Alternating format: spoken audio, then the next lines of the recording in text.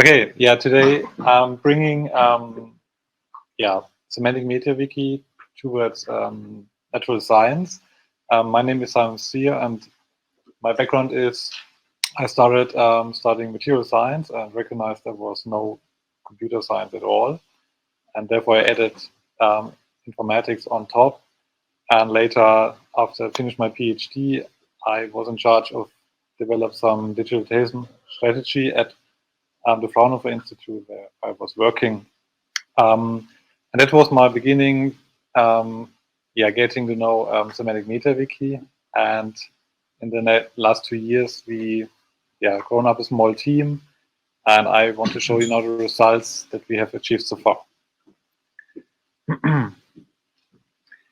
So the basic problem is that everybody in science is talking about, let's put some ontologies into position and we build huge semantic data spaces for all the communities. And of course, in the lab, people are starting to, putting robots on the bench, doing experiments, and so on. Everybody's talking about Lab 4.0, and so on and so on. But the problem is in between both poles, there is a large gap. So because you have these machines, and of course, there are also a lot of humans involved into science because you cannot automate everything. But you need some layer in between, which is like a hybrid information system where both can talk to. So you need this requirement, it's machine readable and it's human operable. And that's what the gap we recognize, and starting researching what can we put in this gap, at least for our institute.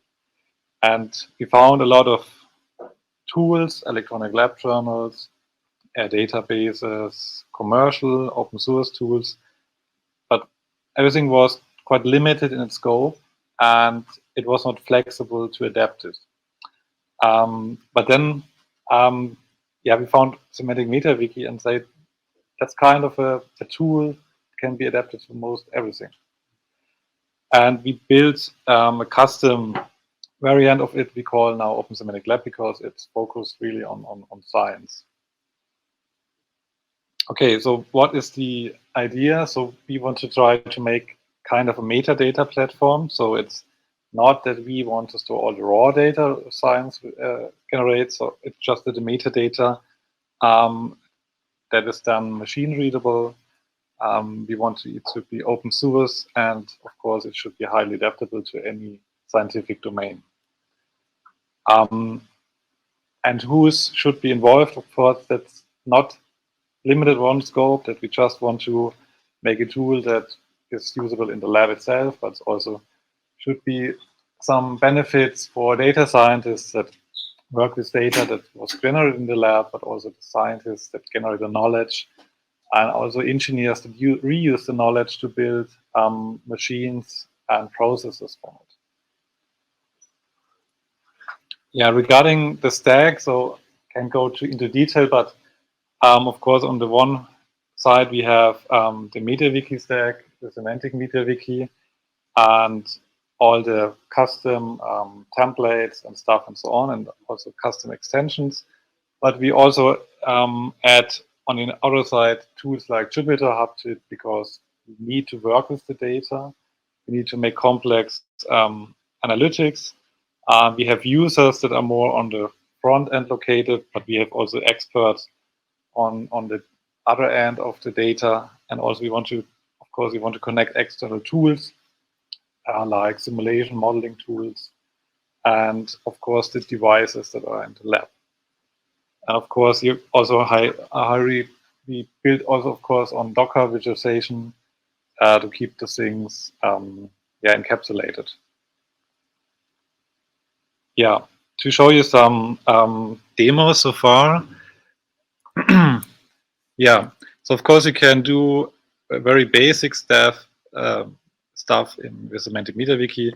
So one thing we created is you can put all your devices that you have in your institute and create a single spot where all information is stored. So maybe that's the manual, the data sheet, but you can also maybe access a real-time data with the external data extension from a timescale DB in the background.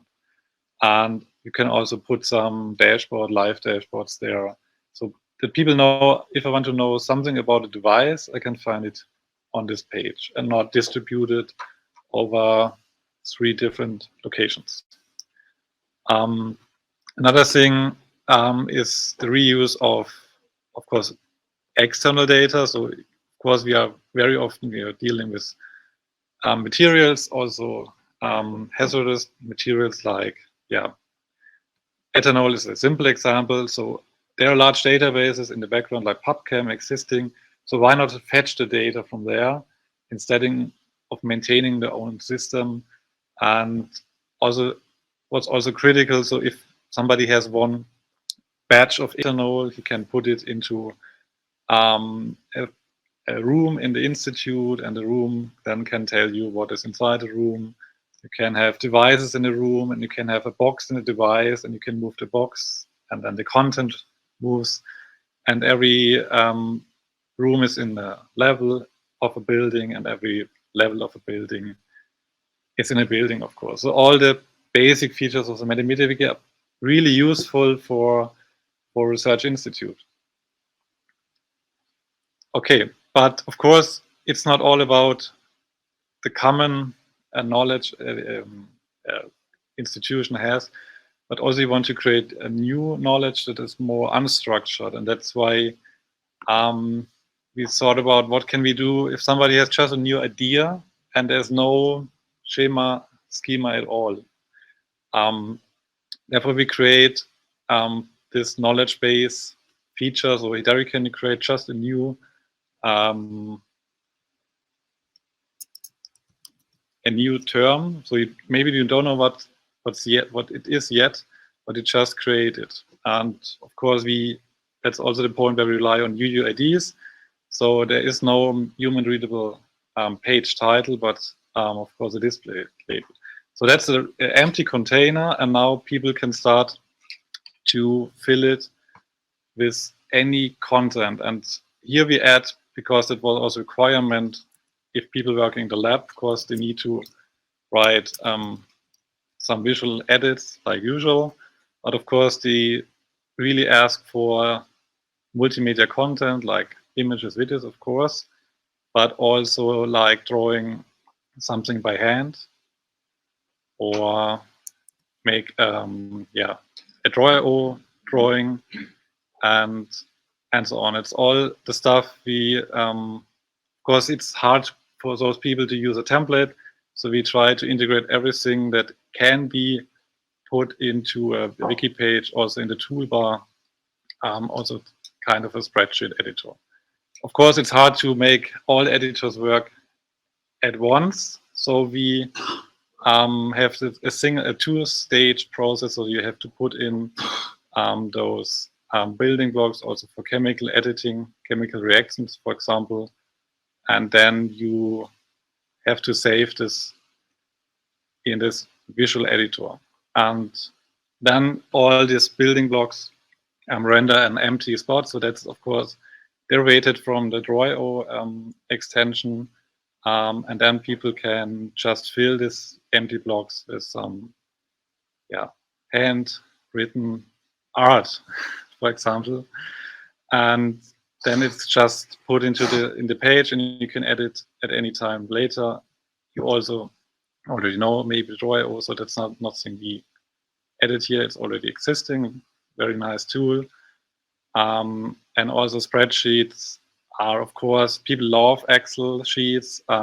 That's a way. It's not a full Excel because it's an open source variant, but it's kind of capable to do also like copy pasting an Excel sheet with some coloring and so on, and you can save it. You can also do some calculations, but it's all so it's a selection of open source editors, also this chemical editor where you can render chemical structures and so on. And it's all contained in this wiki page, so you don't have to leave the system. You can just go on this single source of information, edit the content, and after you save it, it's updated. Yeah, So that's one point, and of course the next point is how can I connect my lab entry, my lab node, my idea with existing ideas. And of course, Semantic MediaWiki provides this feature, but it's kind of technical. And so we thought of what can we do to make it easier. And for example, if you want to link this demo to, for example, say that's a demonstration of OpenSemanticLab. You pull this term from all the existing terms. So you can use this full text search, and then you make just a statement like, okay, this is a OpenSemanticLab demonstration. So it's a full search on all the existing properties and also displays the relation. And after saving that, you created not only content, but you also created linked data. And it was quite simple, I guess, and all in a visual way, and you don't have to write wiki text at all. And if you switch back now to the presentation, and we update this slide because also just a rendering of this tool. So now you see there's another demonstration. So we have now two demos. So one I created before and a new one. And so, for example, this is my talk here. It's also related to some files I attach and so on and so on. So it's a nice tool to view data, link data, but it's also capable to edit data in an easy way. Okay, and as a, of course, this could also be a nice way for scientists to use this interface not only to connect information, but also maybe to control scientific workflows. So that's one small EU project we also make. It's about battery research, and our idea is here that researchers can define a cell. So, and they can make statements about a battery cell and say, my battery cell consists of different materials like graphite and NMC 111, which is a particular battery material. And of course, there are existing battery models to simulate properties of the battery cell, but it's hard to get all together. So there are people that are experts in the materials, but they don't have any experience in modeling, and vice versa. And that's one idea, that they just create this semantic definition of the cell, and then you may trigger just a Python script that fetches all the definition from the Sparkle endpoint and pulls together the model files, makes them a simulation, and after that we come back. The scientist can go back to his knowledge graph, and it's extended by a characteristic in battery behavior characteristic that was modeled in the background. But he has nothing to do than just specifying his scientific question. Okay. Of course, that's like adding, making some structure of very unstructured information, but there are lots of degrees of freedom, and we all know that could also be a problem if you really rely on very strict schemes. So another project, we build battery cells, so it's really a manufacturing process, not in an industry scale, but in a lab scale. And we want that researchers are able to specify their processes in a machine-readable way. Then they should be guided to their own process definition interactively, and then, they have lower forms that they can use to enter the data. Also, at some points in this process, they should be assisted by machines. So, if, for example, you have a scale that weighs something, or you have a camera, you don't have to. You are motivated to put this data manually into forms, but it's easier to tell the machine that you now rely on its data, and it pushes the data right in this workflow. And finally, Now, no matter how you add the data to the knowledge graph, it should be consistent and then accessible by algorithms in general, or in particular machine learning and AI. Yeah, so this is also one instance, and it's completely open, so you can also visit this platform, and here we can see all the steps. So I will have to be quick on this step. So we start with this. We first define what is battery manufacturing at all. So we create all these single steps of battery manufacturing. There's also one variant of this graph tool that you can browse the page on one side, and if you click a new node, it navigates in this iframe to the documentation of this node. The next step after specifying what is in general happening during battery manufacturing is to go into detail. That means that we create a process specification from the top down. So what is really the manufacturing progress in smaller steps? What are the materials that are involved, the objects involved? And also you can go further down, like in a drying procedure where electrodes are dried. And here we state all the critical parameters, like the remaining humidity in the electrode cell. So that's one little detail in this process, but it has a lot of implications, and that we have stated that's kind of parallel-like wiki data. You have the statements, because we have a lot of correlation statements, how this parameter affects another parameter. And of course, they're not all of the same quality. Some are just ideas and some may be proven. But that's scientific work to get from an idea to the proven state. And if we render them all in a kind of a map, it looks like that. So we have a large map of parameters and they all affect each other. And that's what something researchers have in mind if they tell you they are battery researchers. So they have to think of all the correlations and get new data to prove or to unprove those correlations, or read a paper that qualifies some of those relations. But of course, you want also to have data to get an idea of these correlations. And therefore, we create for every step, again, a new level below. That is the actual data acquisition layer. So that is really about, if you cut my large electrode in smaller pieces, and then I take a picture of every single electrode, that's how we collect the data in the lab. So that's the bottom layer of this whole process. And here we get at the edge of page forms, because we need very generic forms, because we need to adapt them to every particular process, no matter how many parameters are involved. And for example, if I open this form that's completely generated from the process scheme, we get it is really not so beautiful, but technical, functional. Here you have the categories of all inventory devices, and you have to pick in one device that is classified as suitable to make images and to measure the weight.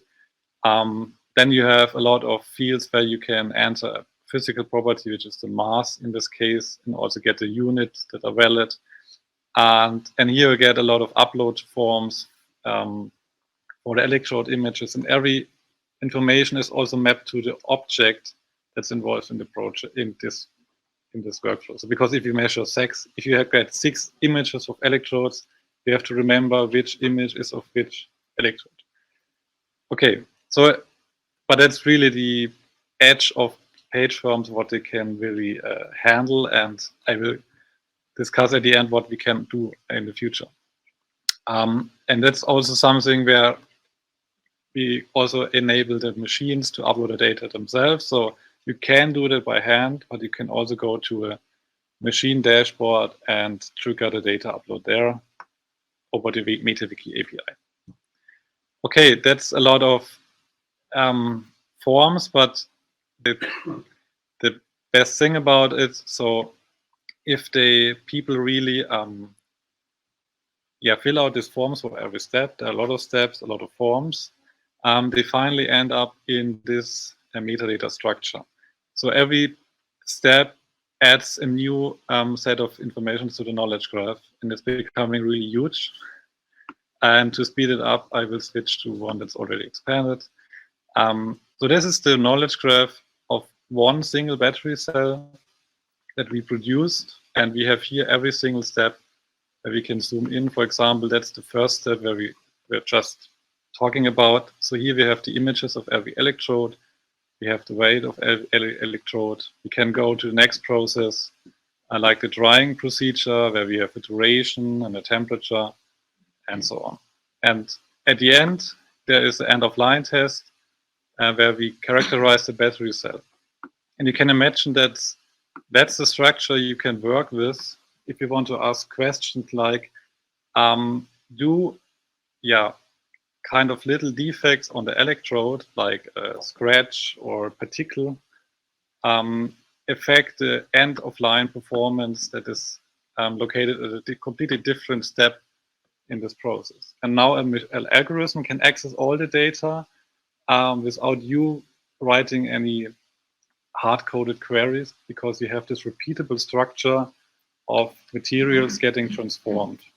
And of course, the human who creates this knowledge graph just was using forms, and the forms transferring the data to this repeatable elements of the knowledge graph. Okay, so time is nearly over. So I will come to the outlook. So our vision is here that Semantic MediaWiki is really a system that can create some building blocks and make them shareable. And so for us as a scientist, these building blocks are, for example, the small steps in the lab that repeated all the time. So something is, you can take something from the inventory, and you weigh something, you mix something, you put something in the oven. So it's really basic stuff. And the variance is just to recombine the steps. And of course, if there are two researchers, they have different combinations of these atomistic steps. But if they reuse the components, they will have comparable data structures on the other end. And they have also comparable visualizations, forms, or APIs that are able to read, to write the data, both for humans and machines. So reuse and consistency both on the front and the back end. That would be a really nice approach to standardize the science.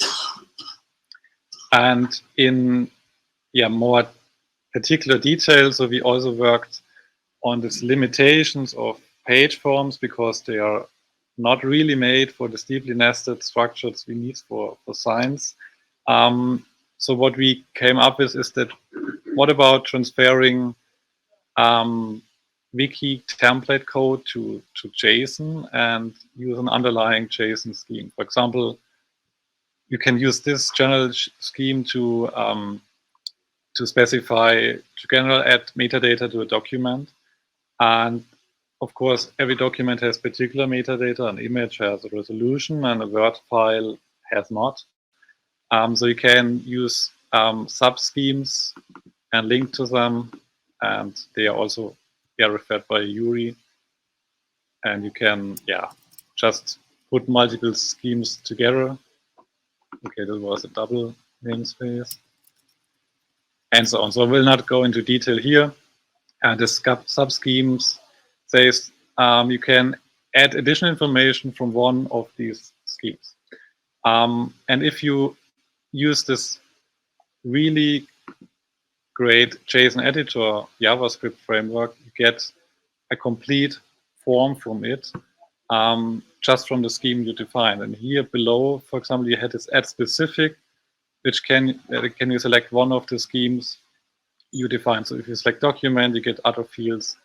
And if you select a complex scientific measurement, which has a lot of fields to add. And you can also extend this to queries against your backend, in particular the Semantic MediaWiki API. For example, if you want to select a building and people added images to each building. Yeah, it's loading. Yeah, then you can, of course, query all the buildings, but if there is an image, you can show the image. Some people are maybe very happy because they don't have to remember the name, but they can say, oh, yes, the greenish building. That's what I mean. You can also use the wiki text to render some information like the levels. And if you select a room, you can, of course, reuse this function to select a level and a room at the end. So that's all more flexible than page forms, but of course there's a lot of things to do to pull all the features page forms already have in such a new feature. But we are hoping that it's doable, and also for us as researchers, it would be very nice to make also very complex forms like lab processes, because here you have really there's lots of steps you can put together. You can create global objects in the process, and then you can reference these objects in different steps again, and it's all doable by using this fantastic JSON editor scheme. Yeah. To come to an end, of course, there's a lot have been done, but code quality and documentation is also on the list to improve. And finally, I want to express that, of course, that may be a very interesting results, but of course, they are built on top of a very fantastic community. And I want to express my thanks to this awesome community of MediaWiki and Semantic MediaWiki who made this possible. Thank you.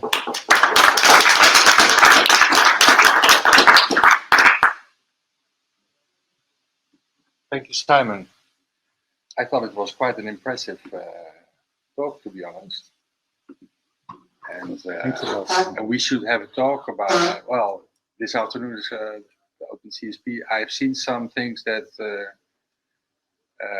I think OpenCSP is going to be a shoulder that you are wanting to stand on.